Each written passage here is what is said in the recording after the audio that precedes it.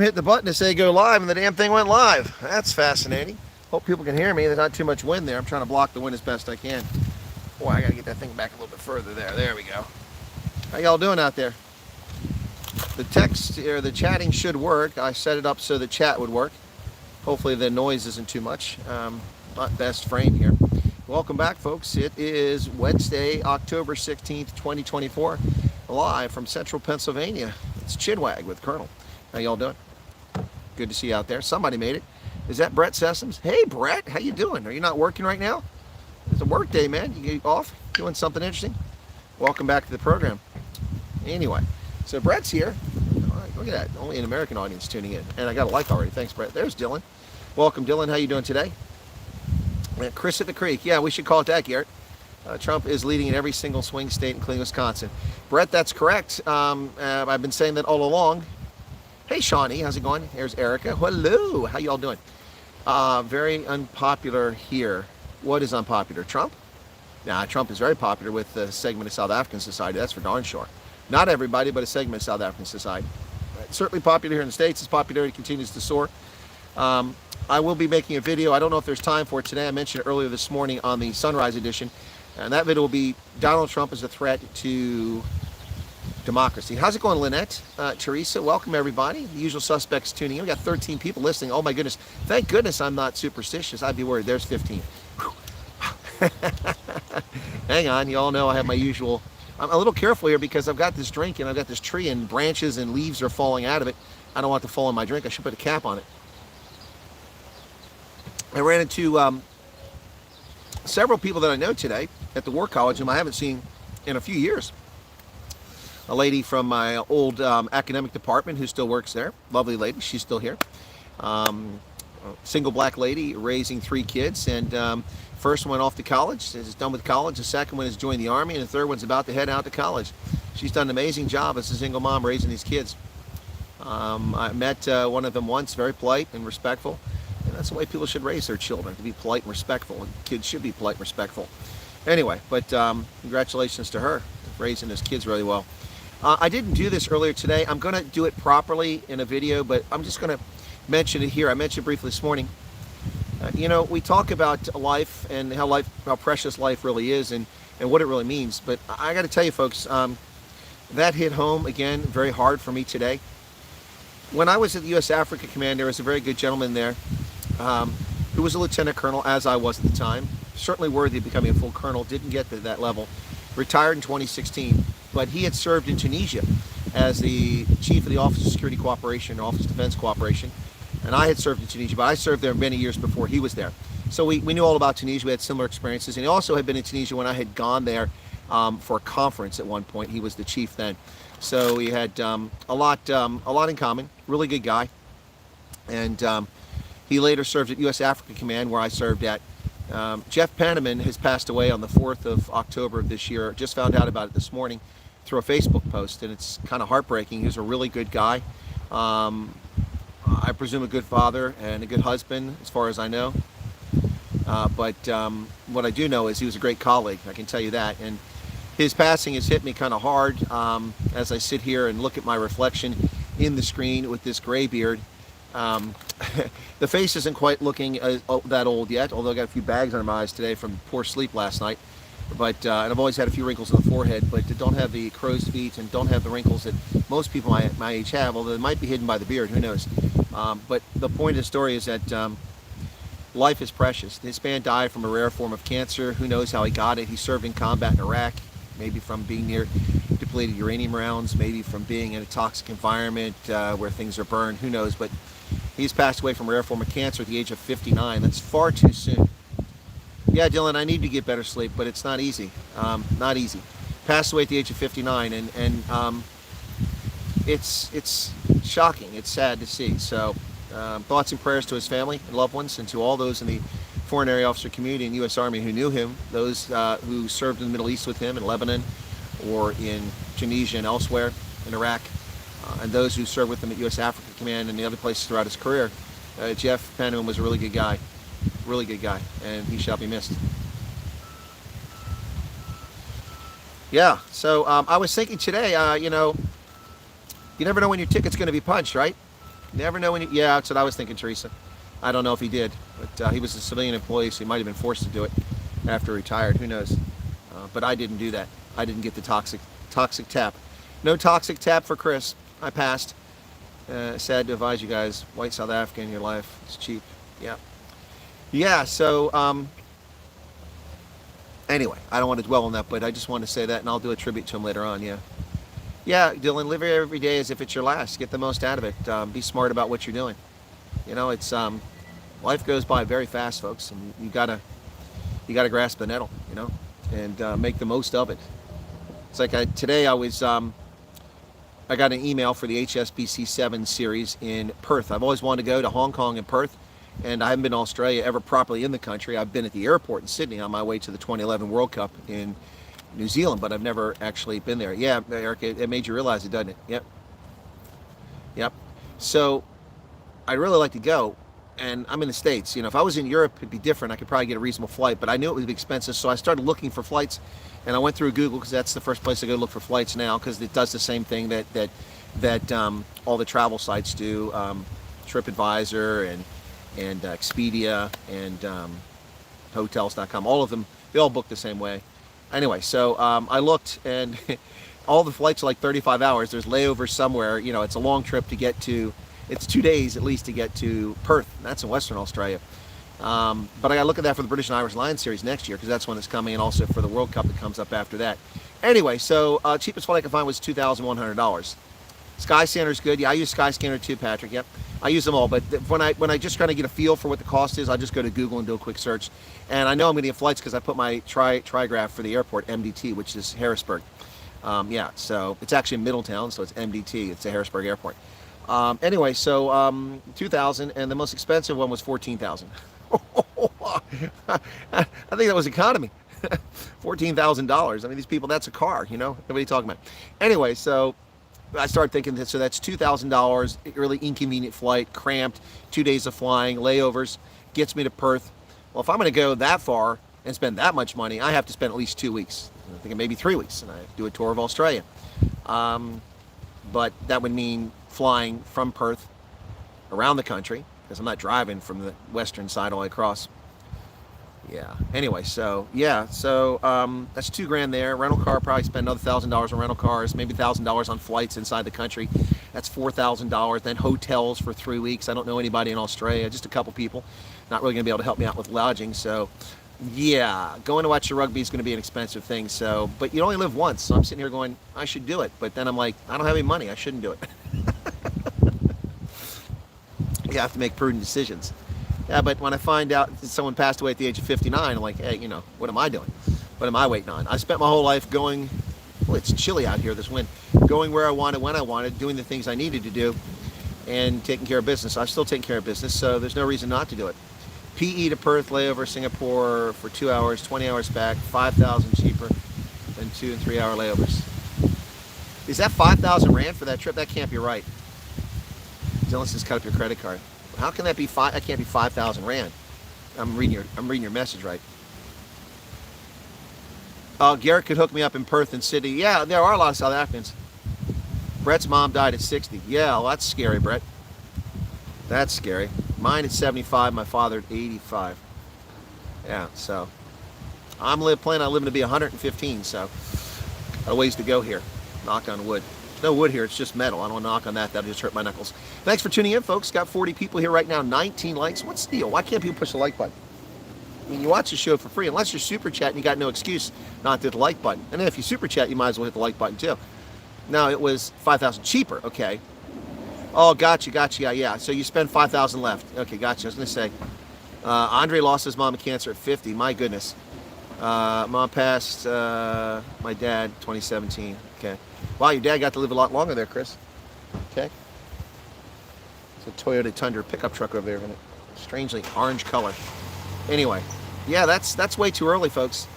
You know, a lot of people get cancer. What's going on here? I mean, when I was young, I didn't know people got cancer. I didn't know people died from cancer. I never knew anybody got cancer in my entire life until my mother got breast cancer in 1987. In 87, I was what? I was already in my mid-20s before I ever heard anyone that had cancer. He's 72, Chris. Okay. Yeah, that's Dad's birthday to the last. The World War II kids died 12 years ago to 84. Oh, well wishes and thoughts for him. So sorry if you lost Chris. My sister condolences. You lost my mother when I was 20. Car accident 53. Gosh, my dad when I was 24. Heart failure. That's horrible. So sorry to hear that, Lynette. Yeah, no. My parents were always there, but this weren't a big part of my life. I mean, I had a terrible childhood, but they definitely an influence. I have a friend in the Aussie Army that I met in Korea. Okay, well, if I do go, Brett, but I'm definitely looking at going for the Rugby World Cup. I will go to Australia. No matter how much it costs, I'll save money. I'll work on a street corner and turn tricks, whatever it takes. 21, just returned from Angola. Ah, shame. What happened to him? If you want to share, Chris. Mom died from breast cancer at 91. Wow, 91 getting breast cancer. That's horrible. Yeah. So, but I mean, the alternative is, look at Jimmy Carter. Jimmy Carter looks like he's not even there, and they're celebrating his 100th birthday. That's just crazy. A motor vehicle passenger. Yeah, sorry, Chris. Yeah, that's the thing. You never know when your ticket's going to be punched. You got to have your affairs in order. My affairs are in order for the most part. I mean, there's probably a few minor things I should take care of, but sorry for the wind, folks. I'm trying to block it, but it's really windy today, even worse than yesterday. So apologize for that, but I can't control Mother Nature. Contrary to what the leftists say, we can't control Mother Nature. It doesn't matter how much carbon dioxide I exhale right now or don't exhale. It's still going to be like this. Chris, don't tell us that. I also have friends in Australia that would help you. Okay, well, that's cool. Well, that's what I'll do. I'll reach out and see if people can hook me up. And yeah. But I would love to go in January. That would be awesome. That would be awesome. I was planning on going to the UK in November, but that's not panning out. So it's all those peanuts Jimmy eats. Yeah. Jimmy Carter you're talking about. Yeah, no, yeah, the wind has died down. The one thing it shows that I've definitely got my age is I look at the skin on the back of my hands, and it's wrinkly. It's the only place in my body it's wrinkly. I look like Spock in the Star Trek movie, where after he's been irradiated, my skin is just kind of crepe paper. You can't see it very well on the screen there, but this, for some reason, exposure to the sun or something. But I don't have it anywhere else in my body. No other skin looks like that. It's really weird. But when I close my hand, the skin stretches back, but it's not. It's weird. So it's the only place you can look and see them old. I don't have the neck, the waddle neck and the stuff that most people my age have. Still looking healthy. Reagan didn't remember that he was in this world for the last 5. Yeah, that's true, Brett. That's unfortunate. Sister's daughter in UK. Go live with them, says Chris. Oh, okay. All right. Trevor Bush, good evening to you. Good afternoon here from the East Coast of the United States. Yeah, no, sad with Reagan. But Carter is the first president ever to live to be 100. So, yep. Former president ever lived to be 100. So Carter's still out there. After Carter, Clinton's still alive. Bush, Obama, Trump, and Biden. So that's 6 presidents right now. It's quite a few, actually. Quite a few. But Biden is probably not long for this world, I would imagine. And certainly Carter can't be around that much longer. My mother-in-law has a cancer pressing on a nerve in the neck causing... Ow, that's a shame, James. That's a shame. Yeah, I have an appointment tomorrow for a magnetic resonance imaging, but it's not really that. It's some kind of test like an MRI over a nerve issue. So I'll see how that goes. They just called me up again telling me they don't have my referral. So I went to the health benefits advisor for the military and as a retiree, and they confirmed there was a referral. They printed it out and gave it to me. I called them back. They faxed it. Now they still don't have it. You're not old, just wise. 60 is wisdom. Well, I'm not 60 yet. Let's not put the cart before the horse. I'm still young. I'm only 59. Now, I know for Ronaldo that's old. He doesn't get it. But by the way, the video slowed down considerably, but still climbing. This morning, my video on Trump was at 80,000 views. 80,000 views, and gained almost 1,000, about 975 subscribers from it. Yeah. Matthew Dixon can't count. He thinks 59 is old. It's crazy that Harris has $1 billion. Well, it's not, Trevor, when you realize that this is, look, the biggest lies come from the Democrats. Let me tell you what they're lying about. For years, they talk about Republicans are the party of big business. Republicans are party of big business. They're in the pocket of banks. They owe things. That's not true. And I've been telling people this since the most obvious case of this. When John McCain ran against Barack Obama, he said the same thing about John McCain. And so it's publicly available, the information where the money comes from. And I looked where the money come from. For McCain's campaign, I don't remember exact figures. You can go back and check me and tell me I'm wrong. Some kind of siren. Sounds like an ambulance.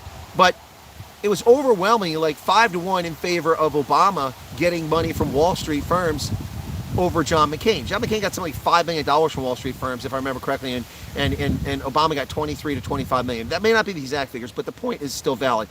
The Democrats are the ones. Now, big business likes Democrats. Do you know why? Because big business likes laws and regulations. Now, that sounds counterintuitive, doesn't it? Why would a company want laws and regulations? Well, if you're established and you're huge and you have a big market share, guess what? Laws and regulations put barriers in place for competitors to enter the marketplace, to compete with you, to outcompete you. So if the government imposes this standard or that standard, or you can do this, you can do that, that makes it harder to get in the game. And big business loves that. And they love Democrats because they make rules and laws. They don't like Republicans because they eliminate unnecessary burdensome regulations and laws that don't give any practical benefit. And that allows competition. It spurs entrepreneurialism. It spurs development. It spurs competitiveness. And let's face it, a country that's competitive is a healthy country. A country that is full of oligarchs is a stagnated country. You think Russia's healthy? People die of alcoholism at 45 and 50 there in droves. They have a negative birth rate. It's just going downhill in a hurry. Russia had 178 million population when the wall came down. Russia, not the republics, not Georgia, not Estonia, Russia. Just Russia. Now they have a population of about 136 million. Alcoholism, violence, crime, poor conditions, poverty. But the oligarchs are incredibly wealthy. And the same thing is here. So they hate, big business hates competition. They love the government. They love new rules and laws. Sarbanes-Oxley, one of the most burdensome pieces of legislation ever passed, which harmed our business environment. Oh, big businesses love it. They don't mind hiring an accounting firm and paying them $5 million a year. That $5 million is well worth it to keep someone else out of the marketplace. And then they can set the price. All right. How did your U.S. military get so woke?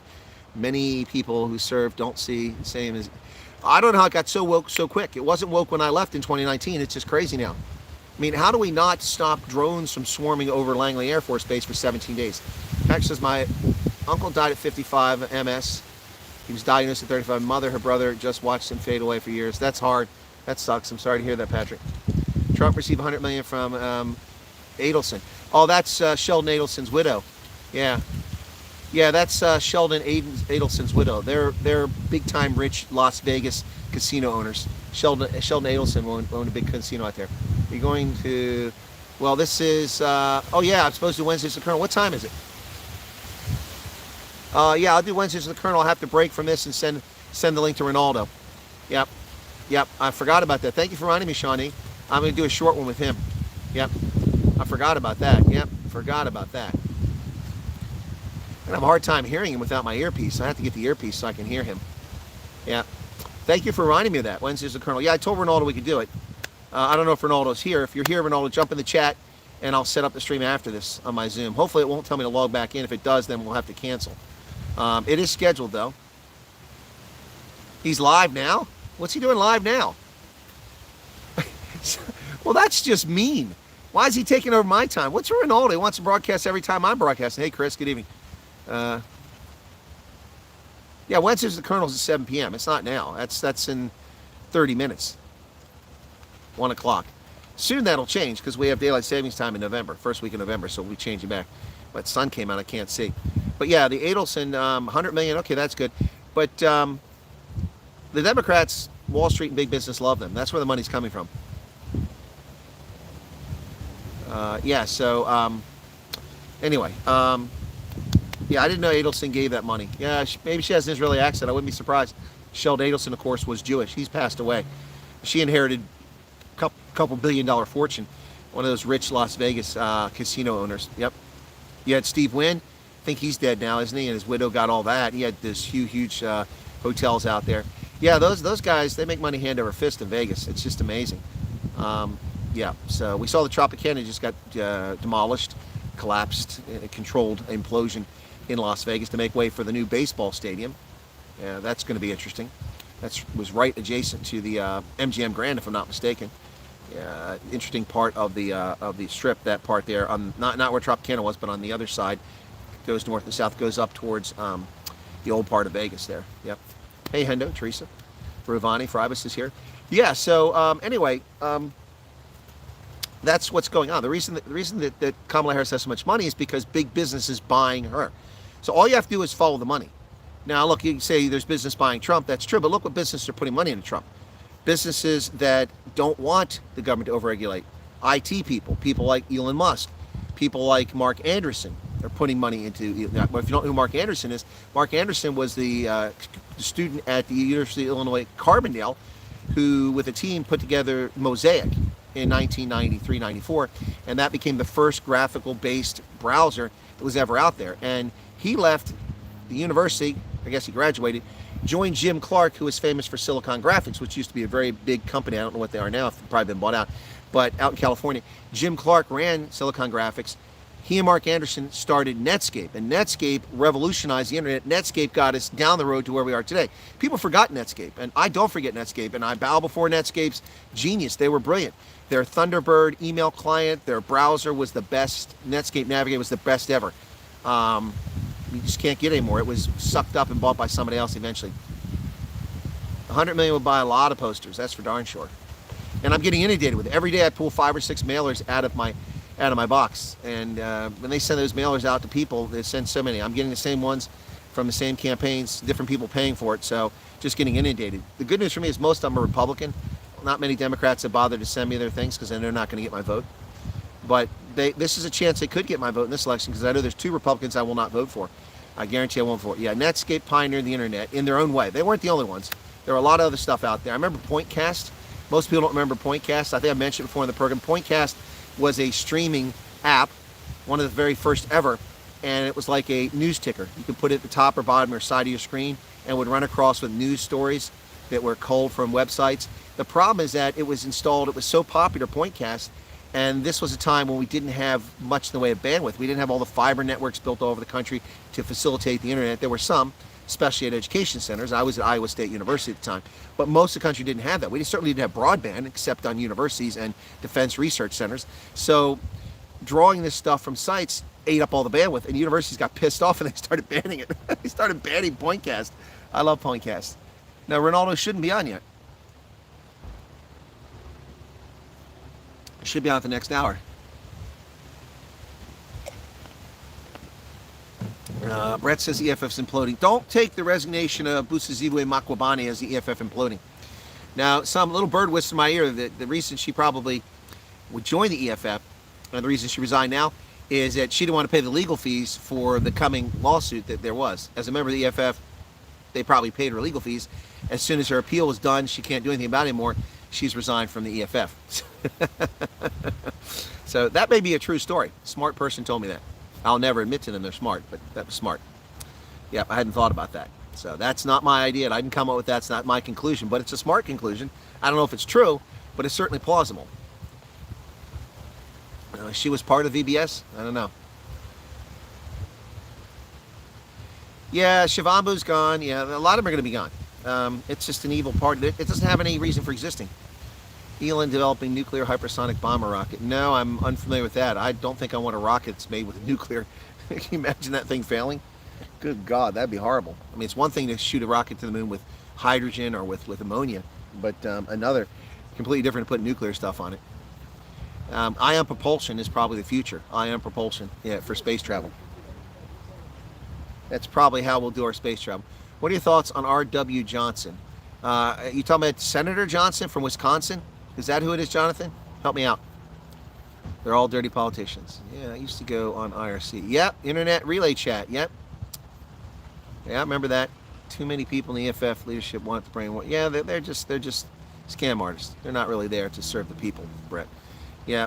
Well, there are a lot of stuff. You used to have ICQ. ICQ.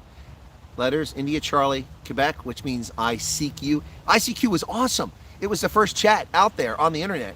You know, once we had the graphics-based stuff, not on the message boards and stuff like that. It was incredible. Before AOL, before WhatsApp, before any of that stuff, ICQ was out there, and it's still there. Oh, the columnist for Biz News. I don't know anything about him, Jonathan, okay, or her. I don't know that person. Don't know that person. At least I don't think I know that person. Thank you for clarifying, because I thought you were talking about the senator. What the heck? Have I got something in my finger? Oh, I got a cut. There's a cut in my finger, and I got some crisp flavoring from barbecue crisp in there. This is from eating crabs the other day. Yeah, ICQ was awesome. I loved it. Dylan saying, Chris, what, Dylan? I'm here. What's up? Let me just check on the time. Should be about 12:40, right? 12:39. It's pretty good. Dylan deleted his message. Okay. Yeah, ICQ was incredible. That was the good stuff. Pointcast, ICQ, Netscape. Man, the internet was awesome back then. I used to have Balance of Power, which was an incredible game. I bought that in 1987 at Christmas time from an IBM PS2, a computer that came with no hard drive. I used it in college with no hard drive. I had to stick a floppy disk in. I had 2 floppies.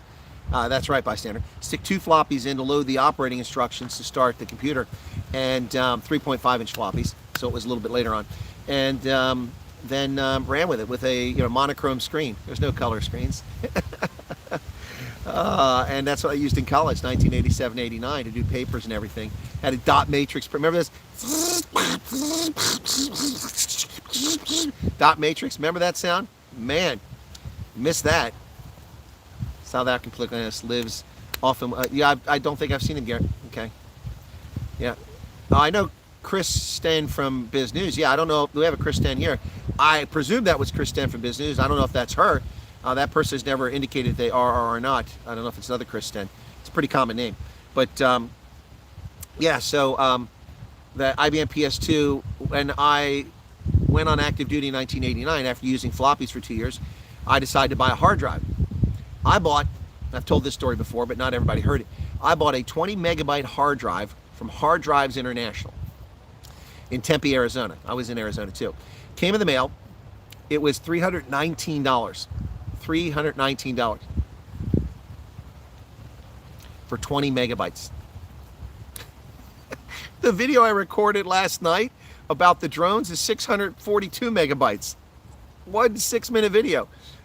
that was a 20 megabyte hard drive. And MS-DOS could not handle a hard drive because it was still MS-DOS then. I didn't have Windows.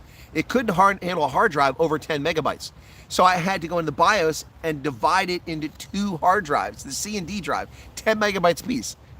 A 10 megabyte hard drive. That's nothing, man. $319. Yeah, VGA graphics cards, yep. Hercules, Tandy, monochrome screens, yep.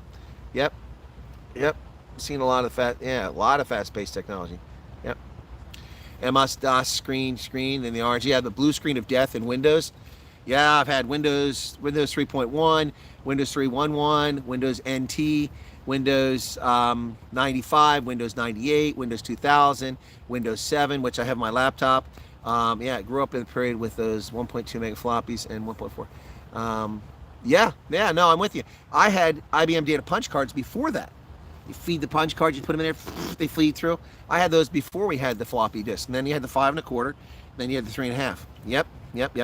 I also used cassette tapes. Thoughts on Rhodesia and Ian Smith.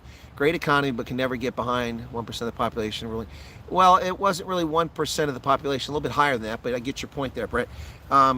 Yeah, the peak of the white population of Rhodesia was around over 400,000 or more, and there were 8 million black Africans living in Zimbabwe at that time. So that's about 1 in 9 people, so a little bit more than 1%. But yeah, the problem was that they waited too long to talk about, multi-ethnic government, and so that's the problem. The Rhodesian Front. My thoughts on Ian Foster?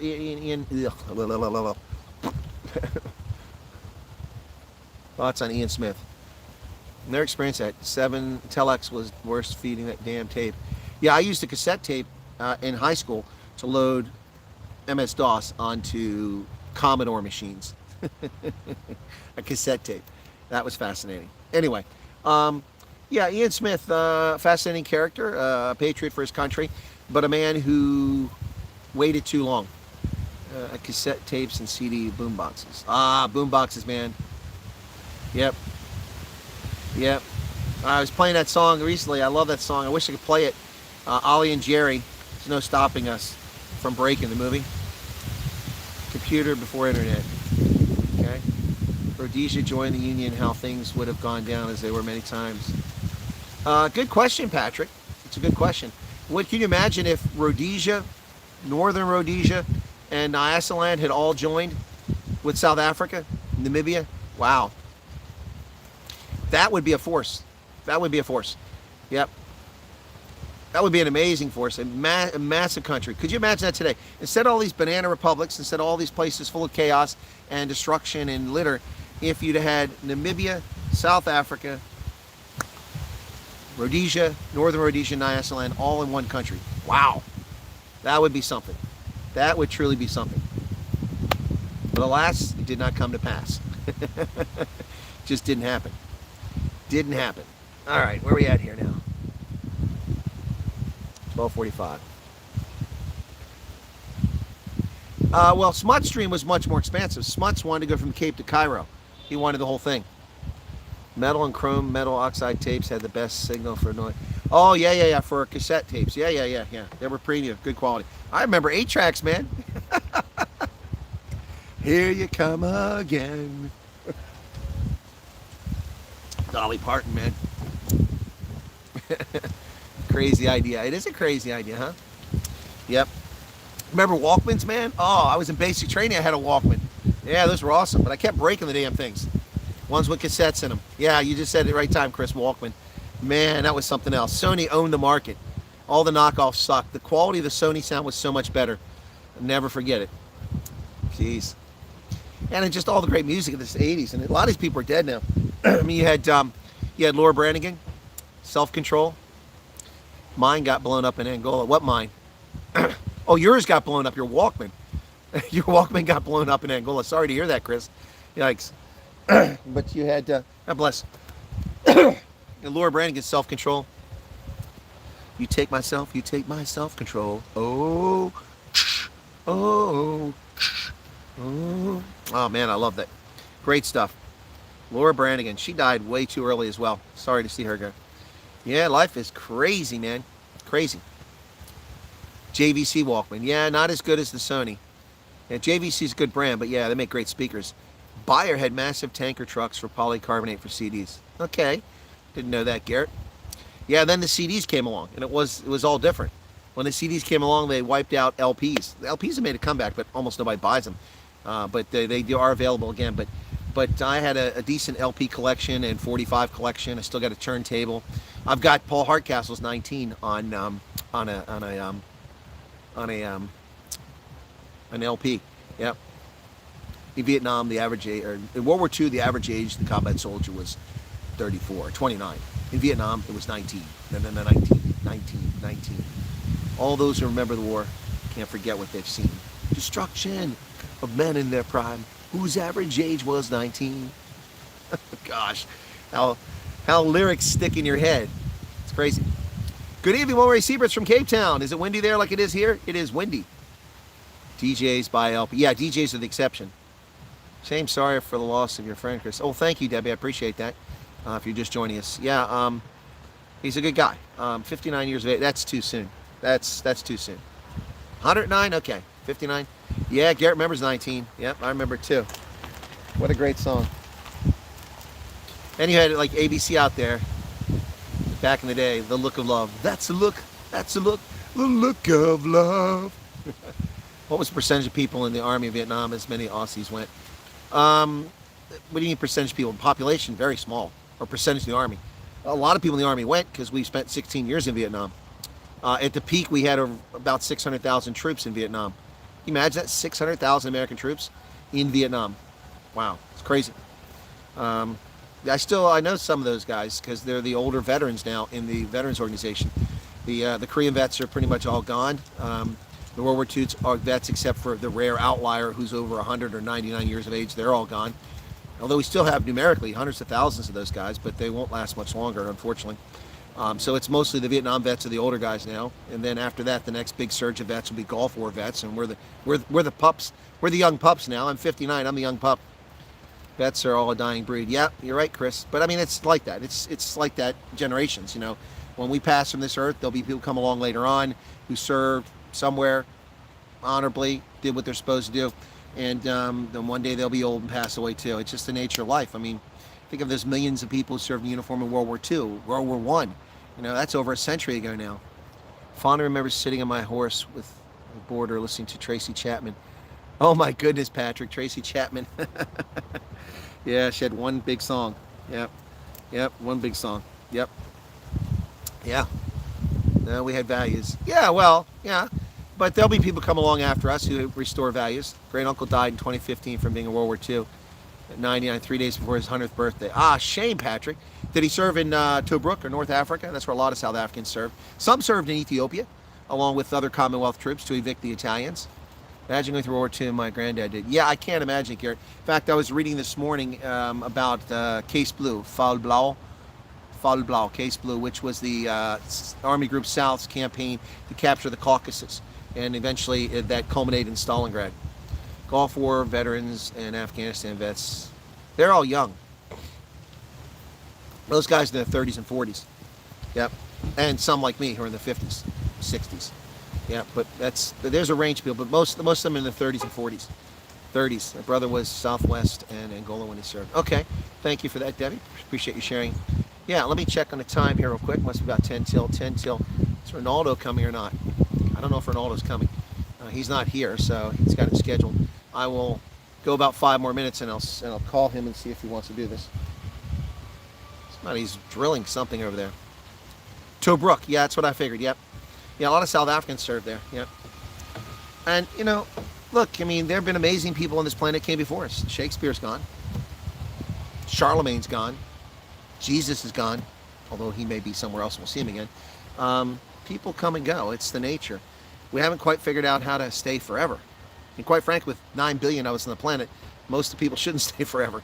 But it would be nice to, that's why I like shows that do that, where people they're immortal and the challenges they face. So they had the show called New Amsterdam. It's not the medical show that you see on television. I never watched that show with the guy from the other show. But anyway, New Amsterdam had this actor, and he was just amazing. And he was a Dutchman who settled New Amsterdam. And in the story, they make out that they murder Indians, but that's not what happened. They didn't murder Indians in New Amsterdam. They bought the island. They made a fair exchange for it, and they got along fine. Yeah, so thank you for the 10-minute warning. He never ages. What happened was that he's got the time on his hands. Yeah, he's got time on his hands. Calderosa, yeah, Barbarossa. Yeah, as you said, no one is immortal. We are all here on borrowed time. Be nice to live life to the fullest. Exactly, Debbie. Exactly. And you certainly helped me live life to the fullest, Debbie, with your support on my first trip. I truly, truly appreciate what you did for that trip. I was Ondongwa and Oshika. Okay, that's in Namibia. Yeah, so anyway, so he goes through life, and he has a friend who's a black guy, but he's like light skin color, light, mixed race, and he's a friend. He owns a bar. And he's much older. He's in his 60s. But this guy's in his 30s. What happened is that they're raiding an Indian village, and he spared a shaman because a Dutchman was trying to spear her with a pike, and he stopped and says, "We don't kill women and children." And because of that, she said, "You will live until you meet your one true love." Well, why didn't your one true love? So from the 1600s, he's still alive in the 20th century, and he has to change careers because he doesn't get older. People notice it after a while. So at the time, this stage on this show, he's a detective. But he knows everything about New York. He knows all the speakeasies, where they were, how they closed, the secret rooms to get around in the bars and restaurants. He knows everybody. He knows the history because he lived in New York, all of New York's history, from when it was New Amsterdam all the way to the 20th century. He knows it all. But the black guy is his son. In the 1920s, 30s, he married a black woman, unheard of, in New York, in the story, and they had a kid. And his kid is now 60 years old and 63 years old, and he's his father, and it's a really cool show. It's called New Amsterdam. It was never a proper airing. It was put on during one of the writer strikes back, a long time ago, 20 years ago, something like that. And the guy that's in it, I can't think of his name, but he was also in Game of Thrones. Really good actor. Anyway, cool show. Only 40 minutes late, but hello. Hey, Val. Overcast, mist rolling in. Boy, I think the heat is coming for us. Yeah, the clouds, this wind is blowing these clouds, so you get sun, then you get clouds, you get sun, you get clouds. So, anyway. Chantel. Hey, Chantel, how you doing there? All right, 70 people here. Boy, everybody's showing up now when I'm about to shut down. Isn't that fascinating? Anyway, but I have to shut down to see if we're going to do something with Ronaldo. Anyway, so, cool beans. All right. Wow, we hit audience of 70, and that's what I got to give it up here in a moment. So, 1981, 82, then 5 camps. Yeah, Alan. 81, 82, I was in high school in 81, I graduated in 82, started university in September of 82. Joined the Army in November of 83. Yeah, it's hard to find though, Debbie. I don't know where it's at, and I can't think of the actor's name. He's a really good-looking guy. You'd recognize his name from Game of Thrones. It's escaping me right now. Voldemar, something like that is his name. Voldemar, something like that. It's a strange name like that. But yeah, he's a really good actor. Horse medic, deployed for the farmers up north. Okay, thank you. Cool. Yeah, it was called New Amsterdam. Now remember, there's a New Amsterdam medical show. That's not it. That's not it. So anyway, boy, the wind is really picking up now. Okay, all right. Okay, guys, I hate to drop off and be rude, but I'm going to do that, and I'm going to give Ronaldo a call and see if he wants to go ahead with me trying this on here, okay? All right, cheers. Catch you all later. Be sure to hit the like button. Thanks for being here. Thanks for the super chat. Appreciate it. Last intake. No camps.